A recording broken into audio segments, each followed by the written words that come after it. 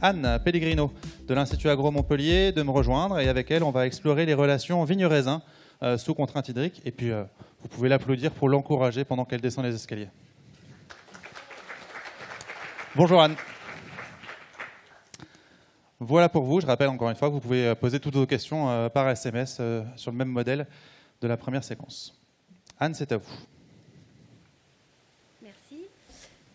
Donc on m'a demandé de faire une petite présentation d'une dizaine de minutes sur les bases des relations hydriques chez la vigne. Donc quand on parle d'eau, on parle d'état hydrique du sol, d'état hydrique de la plante et des conséquences de cet état hydrique sur le fonctionnement de la plante. Mais comme ça a été mentionné précédemment, l'eau c'est un facteur climatique parmi les autres. Il ne faut pas oublier notamment l'effet de la température dans ce contexte de changement climatique qui peut avoir des répercussions extrêmement importantes, y compris quand il y a de l'eau dans le sol. Je réfère pour cela aux vagues de chaleur qu'on a eues il y a 2 ans avec un jour à 46 degrés, donc ce n'est pas anodin. Alors, quelques notions de base sur l'élaboration du rendement. Peut-être que ça a déjà été présenté ce matin, je suis arrivée un petit peu en retard. Le rendement dépend donc, au-delà des aspects manquants à l'échelle du vignoble que Hervé Hanin vient de mentionner, de l'élaboration des inflorescences, du nombre d'inflorescences qui a lieu l'année d'avant, et ensuite du succès de développement de ces inflorescences au cours de la saison de la récolte. Et donc on considère, comme ça a déjà été dit à maintes reprises, que ce nombre d'inflorescences, la fertilité, détermine 70% des variations du rendement d'un cycle à l'autre. Donc c'est extrêmement important. Et là, malheureusement, par rapport au nombre d'inflorescences, l'irrigation dont on parle aujourd'hui n'est pas le seul facteur qui va impacter ce nombre d'inflorescences, puisque le rayonnement, la température sont des facteurs extrêmement importants également de la fertilité des bourgeons. Et donc, l'irrigation ne va pas être un levier qui permet de façon linéaire d'augmenter le rendement, le nombre d'inflorescences, puisqu'on a ces autres facteurs qu'on ne contrôle pas, qui sont donc la température et le rayonnement, qui sont déterminants pour l'élaboration du nombre d'inflorescences. Ensuite, s'élabore donc le nombre de fleurs et le développement des baies. Et là, on verra que l'irrigation, effectivement, sur la croissance des baies, va être un levier là, qui va être très efficace pour soit optimiser cette croissance des baies, soit au contraire, ça peut être un objectif, diminuer cette taille des baies. Et donc, ça va être sur la période post-floraison jusqu'à, on va voir, jusqu'au plateau de chargement en sucre, que l'irrigation va être un levier utile pour gérer cette composante du rendement qui est la taille des baies. Donc ça, j'imagine que Hernan va en parler cet après-midi. Alors, ce qui est important de noter, tout de même, même si l'eau ne permet pas de contrôler à 100% toutes les composantes du rendement, eh bien, il faut s'assurer que la plante dispose de suffisamment d'eau à des stades bien précis. Alors, on parle souvent de la période culturale, de débourrement jusqu'à la récolte notamment, mais il ne faut pas oublier les périodes pré-débourrement et les périodes post-récolte qui vont être extrêmement importantes. Déjà, la période pré-débourrement, pour assurer une homogénéité du rendement, puisque au-delà des manquants de cèpes qu'on peut avoir au sein d'une parcelle, si par rapport à la taille, par rapport à la charge en bourgeons qui a été raisonnée par le viticulteur, eh bien, tous ces bourgeons ne débourrent pas parce que, ou débourrent avec un temps de latence, avec une hétérogénéité parce qu'il n'y a pas suffisamment d'eau, eh bien, ça va impacter forcément la productivité ultérieure en termes d'hétérogénéité et peut-être en termes de quantité également. Donc ça, c'est pour la période pré-débourrement. Et pour la période post-récolte, l'eau va être extrêmement importante, notamment dans nos régions méditerranéennes où il fait quand même chaud post-débourrement. On a quand même une période longue, post-récolte, on a une période longue avec des feuilles qui sont encore en place. Et là, l'alimentation hydrique va permettre de maintenir une activité photosynthétique pour restaurer les réserves. Alors bien entendu, ces réserves ne se restaurent pas juste à cette période post-récolte. On va voir juste après qu'à partir du moment où les baies ont fini leur chargement en sucre, eh bien, la plante peut réallouer les éléments minéraux, le carbone, vers les organes de réserve. Donc besoin d'eau avant débourrement, après la récolte, et besoin d'eau tout au cours de la saison. Évidemment, on ne peut pas cultiver n'importe quelle plante en l'absence d'eau. Alors, il y a des périodes qui sont plus sensibles par rapport à l'alimentation hydrique, et notamment la période débourrement à floraison, où c'est une période où l'élaboration, enfin, la croissance des tiges va avoir lieu, l'élaboration du nombre de fleurs et de baies va être déterminante. Et là, il faut éviter d'avoir des contraintes hydriques sévères. La question se pose pendant la période de floraison à vendange. Il n'y a pas de recette particulière, hein. Ça dépend vraiment des conditions climatiques de la zone. Ça dépend des objectifs de production et ça, j'imagine qu'Hernan en parlera. On peut adapter l'alimentation hydrique avec des déficits hydriques précoces pour réduire la taille des baies significativement ou des déficits un peu plus tardifs, post-véraison. Donc tout est possible, ou peu de déficit hydrique, tout dépend de quels sont les objectifs en termes de quantité et de qualité. Alors la vigne a besoin de beaucoup d'eau, mais comme toutes les plantes, hein, cette eau elle transite depuis le sol vers l'atmosphère en passant par les organes foliaires et s'évapore, se transpire via les stomates. Donc cette quantité d'eau est importante, mais finalement, la quantité d'eau qui est stockée par la plante est infime par rapport à la quantité d'eau qui est utilisée. Et ces quantités d'eau qui sont extrêmement importantes ont vocation à réguler le bilan d'énergie de la plante et éviter son échauffement en cours de jour. À l'échelle d'un vignoble, on peut approximer que 70% de l'eau qui est utilisée via le processus de transpiration. Finalement, le processus d'évaporation directe de l'eau au niveau du sol représente une partie réduite de cette utilisation de l'eau. Et on a fait un petit calcul, donc j'ai élaboré ce diaporama avec Alain Deloire, hein, que je remercie. On a fait un petit calcul en utilisant l'équation qui a été présentée par Sébastien juste avant, KCETP, pour calculer les besoins d'eau de différents vignobles types en France et à l'étranger. Et on a calculé avec cette petite formule qu'il faut à peu près 250 à 350 litres d'eau pour produire 1 litre de mou au vignoble au cours d'une saison. Donc voilà, ça c'est... Là, on parle d'eau au sens large, hein. On ne parle pas que d'irrigation et d'eau apportée. Non, non, c'est de l'eau qui est disponible dans le sol, et si elle n'est pas disponible, qui peut être apportée en plus par l'irrigation. Ça concerne toutes les eaux bleues, vertes, etc. Exactement. Donc voilà, on ne peut pas faire avec moins, on ne peut pas... cultiver des vignes qui vont être soi-disant résistantes au déficit hydrique avec 50 litres d'eau, ça n'existe pas. Donc il y a ce besoin en eau pour produire 1 litre de mou qui est incontournable. Alors on parlera après aussi d'efficience d'utilisation de l'eau, hein, selon la zone de déficit dans laquelle on se situe. Eh bien, quand la vigne commence à réguler sa fermeture stomatique, eh bien, ça va lui permettre, pour des déficits modérés, de maintenir son activité photosynthétique en réduisant un petit peu sa transpiration. Et donc, on va, par ce biais, augmenter l'efficience d'utilisation de l'eau. Alors, quelles mesures, puisqu'on est obligé de mesurer, hein, si on veut apporter le plus finement possible l'eau au vignoble, au bon stade et en quantité suffisante, quelles sont les mesures qu'il va falloir réaliser? Il va falloir intégrer les 3 compartiments, hein, dans le continuum sol-plante-atmosphère, c'est-à-dire le sol, la plante et l'atmosphère.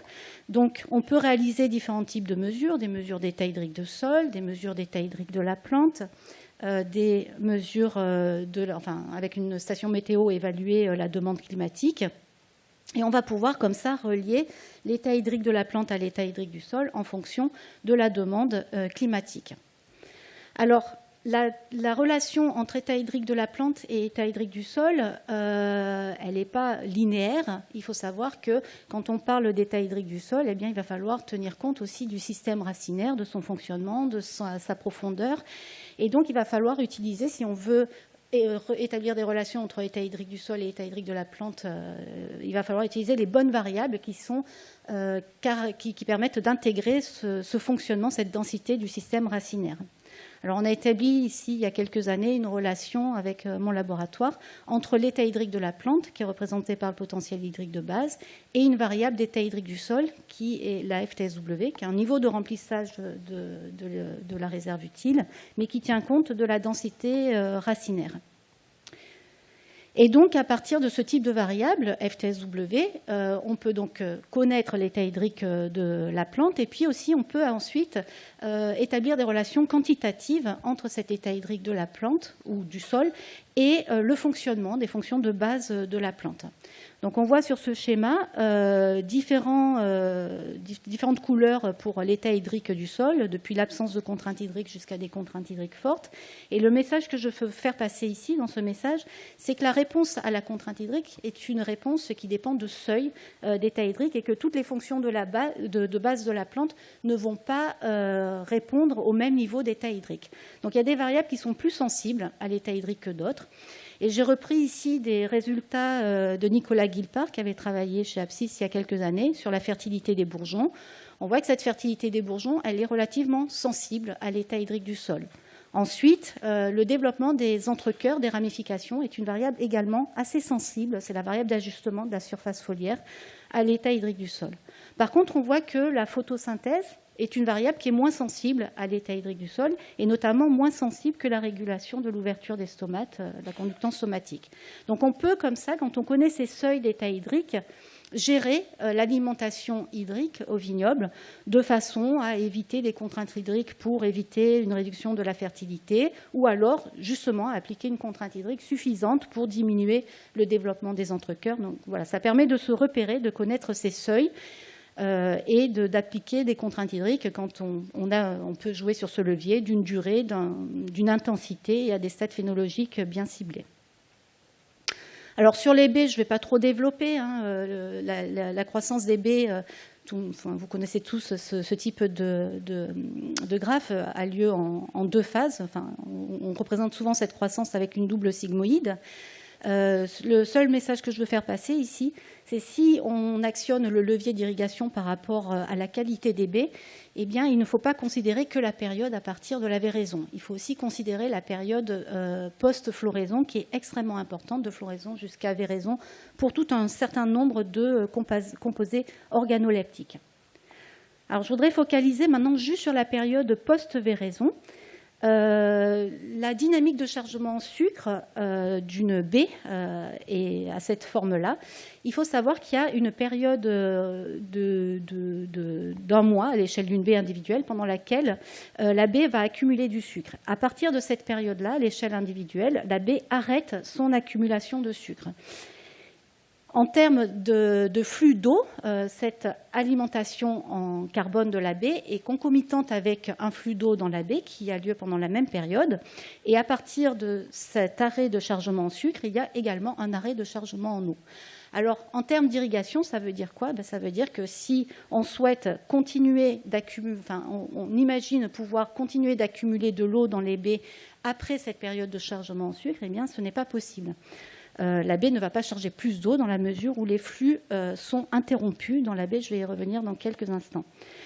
Par contre, la baie va continuer de transpirer et la concentration en sucre donc, dans la baie va augmenter après ce plateau de chargement en sucre lié non pas à une continuation de l'accumulation de sucre, mais lié à une perte en eau de la baie.